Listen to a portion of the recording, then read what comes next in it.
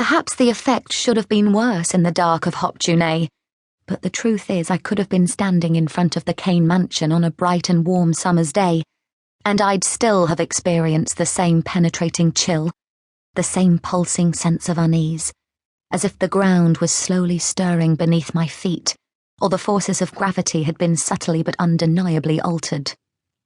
It wasn't just the scale of the place, which was vast and daunting, or the drab grey exterior, or the signs on the towering entrance gates that read, "Private Estate.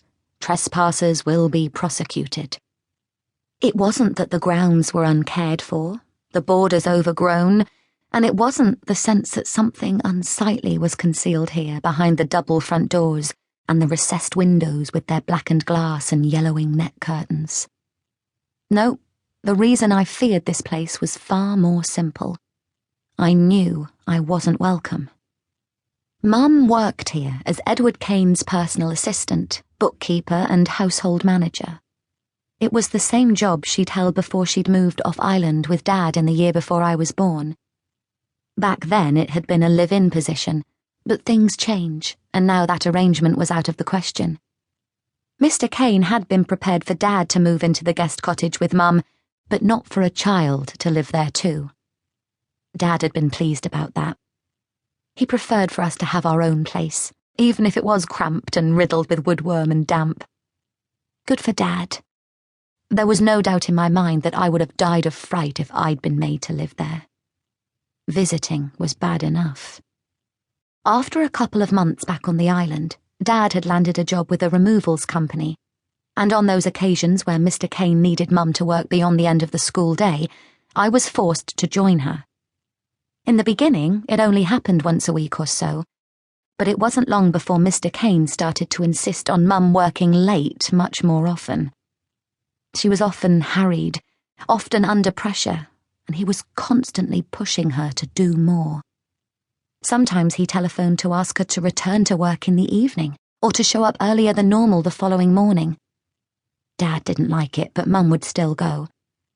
She told him we needed the money, and I could tell that her words contained an unspoken criticism, as if Dad had failed us in some mysterious way. I never understood it. We weren't rich like Mr. Kane. There were toys I couldn't always have, holidays we couldn't afford to go on, but we weren't poor either. There were kids in my class at school who were much worse off. There were some who couldn't afford uniforms and others who came to school hungry because there was no breakfast at home. And before we'd moved back to the island, money had never seemed to be an issue.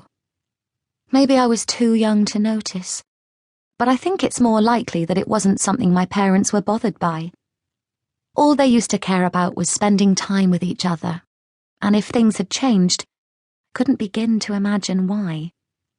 The one thing I did know for sure was that during the past fortnight I'd been inside the Kane mansion 7 times.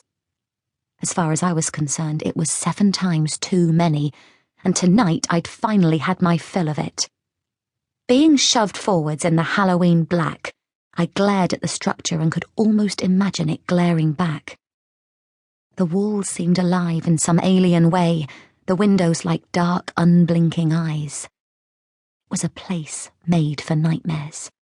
A shambling, teetering relic, filled with too many rooms and too many hidden, unlit spaces. I want to go home. Mum positioned me in front of the imposing double doors. The turnip lantern had burned out some time ago, and now it looked a lot like a shrunken head on a string. You can go home once Mr. Kane has seen your costume. He's been looking forward to it. No, he hasn't. He hates me. Claire, he does. I don't want to sing for him. I'm tired. I want to go home. Mum snatched at my wrist and hauled me round. Don't you misbehave, young lady. Don't you dare let me down. Didn't want to come here. She blinked. Her lip trembled, and for just a moment I saw the sadness well up in her again. The slackening of the muscles in her face. The